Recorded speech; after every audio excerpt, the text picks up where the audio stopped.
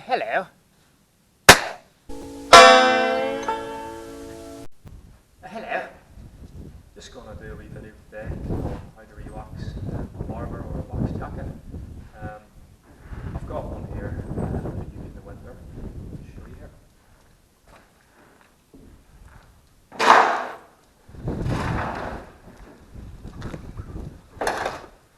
It's the Barbour Northumberland, and it's a fantastic jacket. It's quite long, near like a trench coat as such. It's really warm inside. It's got a good bit of lining. And I've got another liner, another Barbour liner. It's like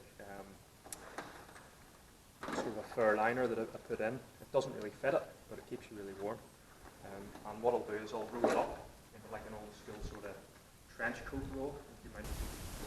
And put these utility straps around it to hold it in place, and it's sort of like a rolled up rug as such. It provides me with a lot of heat. I mean, I can use it as a blanket as well from a sleep bag if it's too cold, and that itself is just a really warm jacket. I mean, I'd probably roll it up in winter with my Armstrong jumper and I'll be absolutely fine. I'll be boiling. So it's starting to get a bit worn. You know, the waxing's wore off a bit, so I figured it's quite a nice day. There's a bit of wind, which is good for it when you hang it up. So I figured I'll get it done just before the winter. So it's good to go. It's waterproof, and I can use it. So I'll just go through the items shortly and what I'm going to use to rewax it and how I'm going to do that and then what I'm going to do after. But first, it's time for a nice cup of coffee and then I'll get to work. Also, there's a wee friend with me today helping. Frankie! It's Frankie. He's going to give me a hand. Alright? Sit. Sit. Oh, good boy. There we go. Well trained. So I'll just go through a few things you'll need to rewax your jacket. So starting from the top, you're going to need a sponge. I've got a sponge that I'm going to wipe the jacket down with first, just a dry sponge to get all the dust off. You don't want to wet the sponge and wet the jacket. You just want to get all the dust off. And then I've got one that I'm actually going to use for the wax, but I'll rip it apart to use a smaller bit than this. I just went out and purchased these. And then you're going to need an old rag. There's an old pair of boxers I've got. They're obviously clean, but they're old, so that'll be used to take the excess off. So you'll need 2 sponges and an old cloth. Then we've got our wax here. I'm just going for the Barbour wax. Stick with what you know. Might as well use the best one we've got. Really, you could buy cheaper stuff, but you don't want to risk it. Really, it's cheap enough anyway. You can get it on eBay or Amazon pretty cheap. So there's no issue there. You're going to need a pot or a mess tin. So I've got my Crusader mess tin there. And you're going to need some water. And then a wee stove or something to heat the water. I haven't actually used gas in quite a long time because I just use my fire to cook. So I've just got a wee pocket rocket and my gas here, and a lighter to start that with. And then just optional, I've got a welder's glove just in case it gets too hot. Because you can pick them up cheap and they're a good bit of kit to have when you're out and about to have it. The location that I'm doing it in is an old sort of barn. It's quite well ventilated. You know, you want a bit of air coming in because I'll hang. That's another item I forgot to mention. You're going to need a coat hanger for afterwards to hang it up with. I'm going to hang it on these ladders here so the air can get to it. The weather's quite nice. It's quite hot. It's quite sheltered in here as well. So if it does precipitate, I don't like to use the R word. You know, it'll be well sheltered, but there's plenty of air getting in. And I'm doing it. You sort of want to do it around about spring or summertime in a sort of a mild to warm day. And that's the best. And then just leave it for about a week, I'd say, at the most. But you'll know when it's dry. So I'll get the water boiling and I'll show you how you melt down the wax. And we'll get to work. And this is my Northumberland, which you would use in winter. It's good for duck hunting, you know, when you're out in rivers or out at sea, because it's really, really warm. You've got the poacher's pockets here. Poacher's pockets are just pockets that you would put your animals that you've killed through hunting in. Oh, the old spent shotgun shell there. Just make sure the pockets are empty before you wax your jacket as well. And these pockets actually come out as well. so they can be washed, which is quite a good feature. Because I mean, you can send them off to the company to get rewaxed, but I just prefer to do it myself, because you're going to have to wait to get it back, and it costs you 50 quid, I think. So to start off with, what I'm going to do is I'm going to get my gas cooker set up.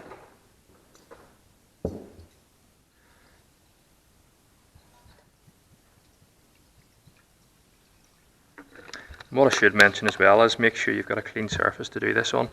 I just put a towel down because it's a bit dusty here and it'd be hard to clean up. But just make sure your surface is nice and clean. Probably not the best room for me to do it on. I could do with a bigger table, and it is quite a big jacket, so just be aware of that. But we'll try our best. So what you want to do as well is you want to put your wax in the water. This is to melt it.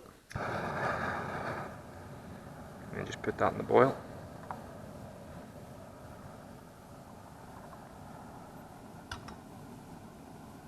I've got the most wax left. I did rewax my jacket last year, my Durham. Start prepping the jacket.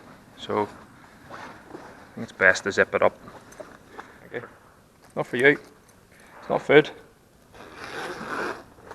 So as you can see here, it's quite worn, so it's going to need a good bit of waxing.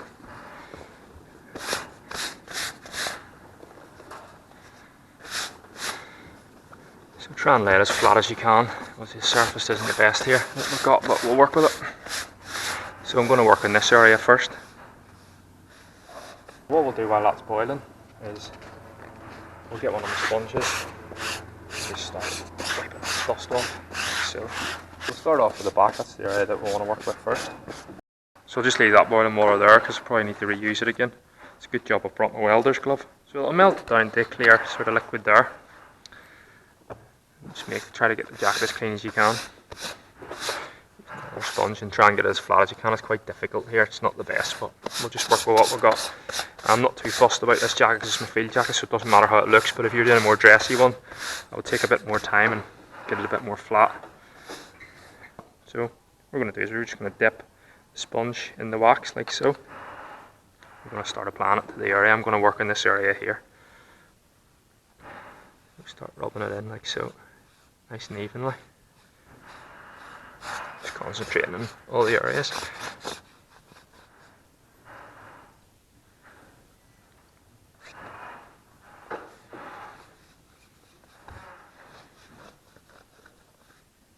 what I'm going to do now is I'm going to switch to another bit of sponge that I've got to try and even it out. It doesn't have wax on it.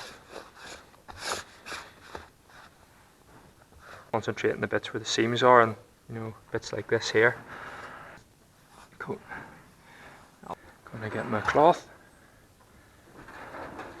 Just try and even that out a bit with the cloth. Excess bits, you see.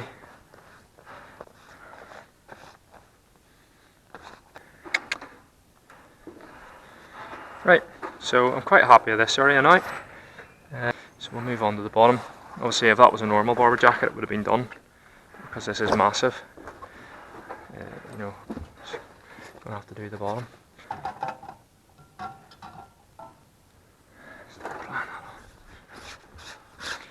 And I believe that wax is starting to dry in the tin, so I'm going to put the gas back on in a wee second.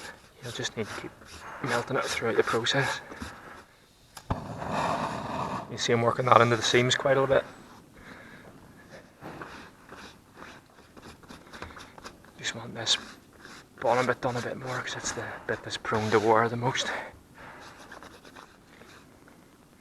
What we'll do now as well is we'll flip it over here and get that seam.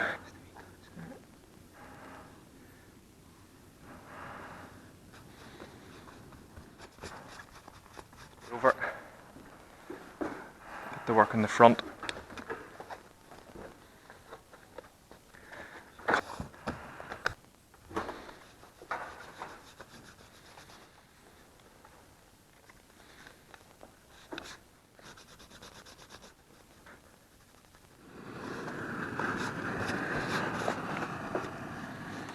We should concentrate on the seams in here. And they're inside of the jacket. What are we doing as well?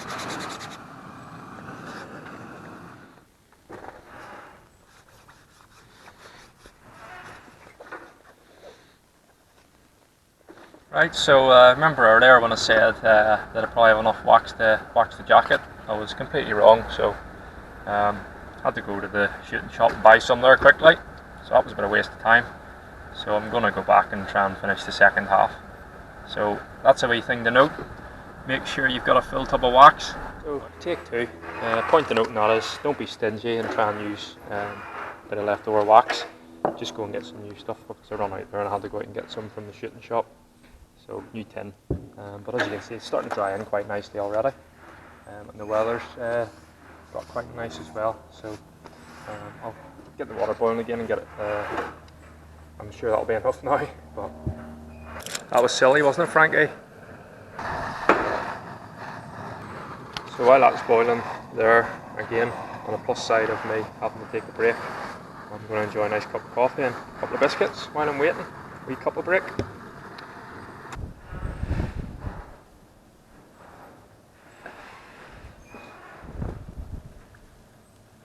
Just making sure I'm getting the inside of the coat as well. It's important to get all the inside as well and not miss out on it. Right, so we'll carry on to the pockets now and just flip the jacket around and you get a good bit of work. Quite big pockets here, so make sure and get a good bit of work in. So do the inside here. Don't forget about the inside of the pocket.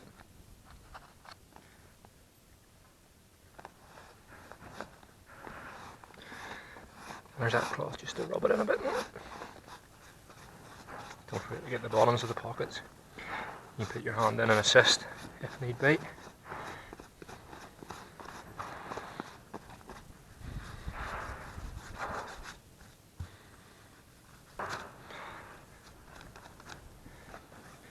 Don't spend as much time on the inside.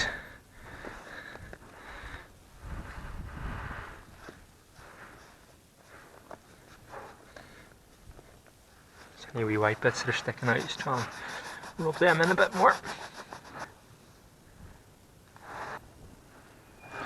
Any bits I might have missed up the side, get up here in the seams.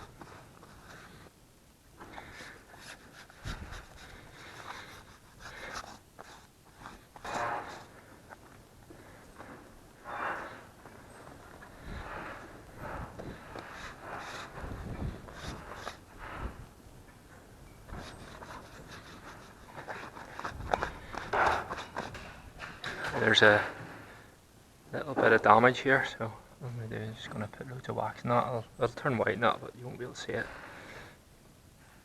That should cover that up a bit. The excess around it.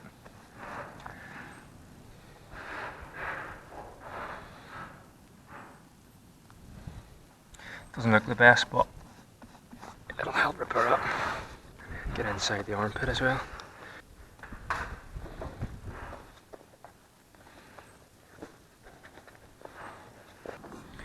So it might be best in zipping it now for to do the collar. So with the cover in there and down the sides here. Important bit because nobody wants to have a wet neck. It's horrible feeling water going down the back of your neck. Get a generous amount in here.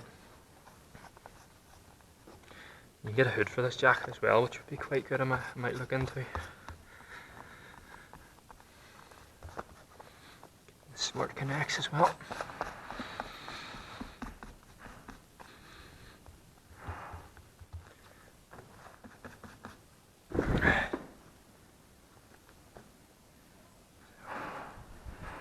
Just give it a last wee inspection. See if there's any other wee bits that you've missed.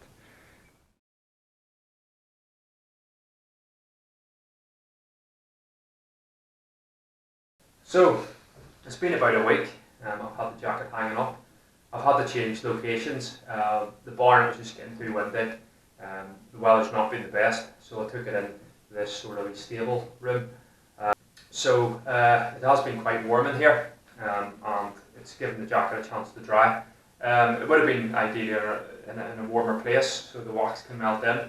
But that's the nature of the beast. So it's been hanging up for a good week. And you can see as well how fast my facial hair grows. I've nearly got a full-on beard just in a week, so it's quite impressive, I think. So how fast every man should grow their beard.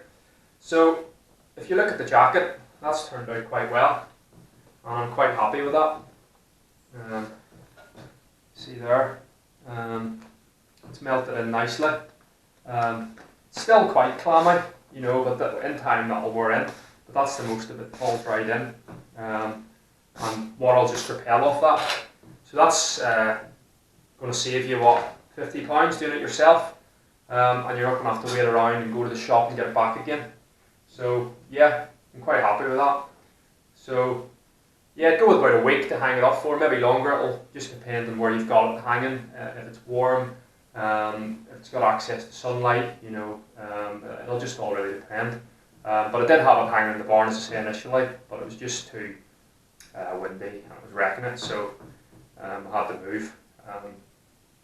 But yeah, I'm quite happy with that, and a good test with the Barbour. A Barbour should pretty much stand up on its own. I don't want to get it dirty, but you see there, that's rigid, like.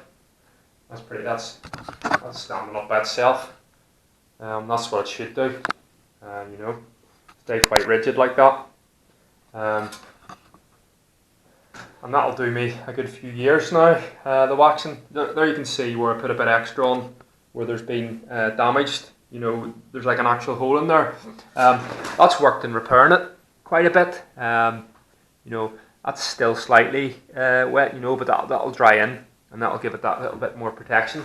So yeah, I'm quite happy with that. And I was looking at my jacket that I'd done a couple of years ago there the other day, and it's still really good, still really waterproof. So it is a good technique, and it works really well. Another thing that I could mention as well for you to use that might help to see if you're melting the wax. I didn't have access to a power cable or a socket even.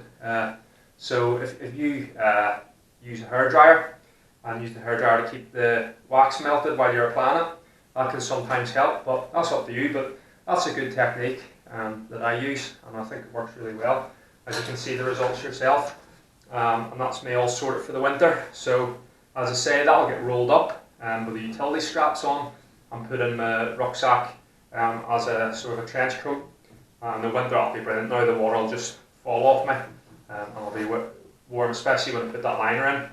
And the good thing about Barbour as well is, not so much in the new Barbour range, I think now it's just mass produced, and with the older stuff you get your quality. I think older stuff's better. I go with quite old school kit, like a lamb's wool jumper. I don't go for polyester. I find that it's not as warm. Wool, once it's wet, it stays warm even when it's wet. You know, if a spark gets on it, it's not going to go up like polyester. Now these original jackets are lined with wool, which is really good. So just on the Barbour, wee story there. There's a pilot that went down and crashed in the sea, a military pilot. I'm not sure it was the RAF or the Royal Navy, but he was wearing his Barbour. I think it might have been Northumberland. And as this wool lined, it was really good. So I think a lot of ex-servicemen wore them for like Gore-Tex. Now he went down in the sea, and he managed to get himself out of the wreckage, get top of the wreckage, and he was soaked. But because the Barbour was lined with wool, and because of the wax coating, he was soaked. But the Barbour, because wool is so good when it's wet, it keeps you warm, it allowed his undergarments to dry, which effectively saved his life. So it is a life-saving bit of kit, and I'd swear by them, definitely. They just don't make them like they used to, and that's for a lot of things now. I think more old school kit's better.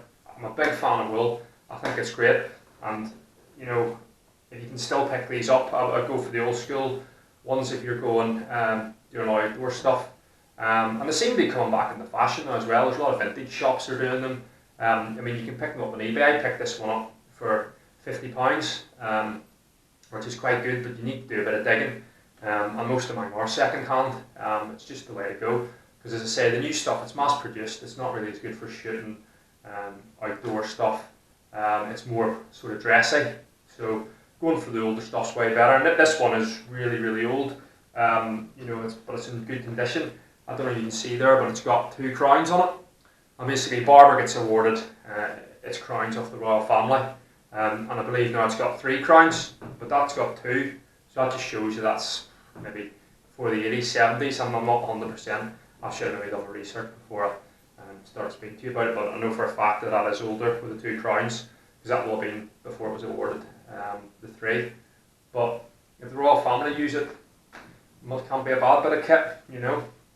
And then that sort of fur liner I've got, with that inside, which is absolutely boiling, and the lamb's wool, and I survived the whole winter and I would swear by it. You know, you get all this new stuff, polyester, you know, down's quite good, but a bit of fire hits it, it's going to wreck it, you know, it's going to burn straight through. This stuff's just solid, and I mean, I can use that as a blanket as well, and I have done when it's been cold, put the blanket over the top of the sleeping bag, and it's been absolutely boiling. So yeah, so the Barbour Northumberland, if you want to research that and look that up on eBay, you can do that. And then, as I said, I might get the hood for it, but the only thing with hoods is they're prone to falling off. So if you're doing a lot of sort of maritime stuff out in boats, I would suggest maybe super gluing the hood on. That's entirely up to you, but I hope you enjoyed the video, and I hope it's helped you to learn a bit more about waxing, and more importantly, hopefully it saved you £50 and a bit of time, or however much it is now, to get it rewaxed and sent off to the factory. I'm probably putting some people out of business here, apologies, but it's just another thing for you to use. And on another note as well, I'd just like to thank my helper, Frankie! Frankie, come here!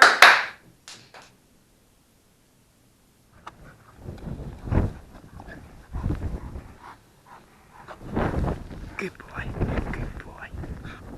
Thanks for your help, Frankie. Do you want to say bye-bye to everyone? Good boy. Nah, he's too interested in the ball. So, as always, stay safe out there and get out there and enjoy the great outdoors.